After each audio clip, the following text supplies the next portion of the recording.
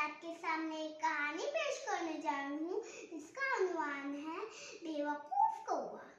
एक कौवे को कहीं से रोटी का टुकड़ा मिल गया।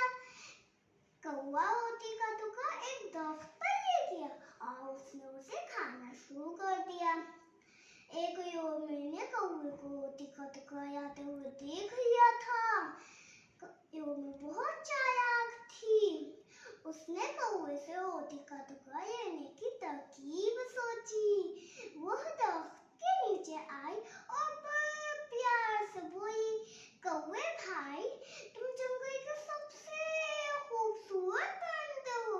कौवा अपनी तारीफ सुनकर बहुत खुश हुआ और उसने योमी का शुक्रिया अदा किया। योमी दोबारा बोली, कौवे भाई, एक बात और कहूँ, तुम्हारी आवाज तो और भी प्यारी है। जंगल में किसी परिंदे की इतनी अच्छी आवाज नहीं है। कौवा और भी खुश हुआ।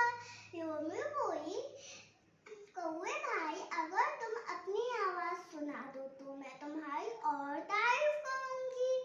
अपनी छोटी तारीफ सुनकर कौवे ने काव काव की। रोटी का टुकड़ा उसके मुंह से गिर गया। योमी ने उसे फौरन उठाया और खा गई। बेचारा कौवा मुंह तक रह गया। इस कहानी से हमें ये सीख मिलती है कि खुशामद पसंद हमेशा नुकसान बढ़ाता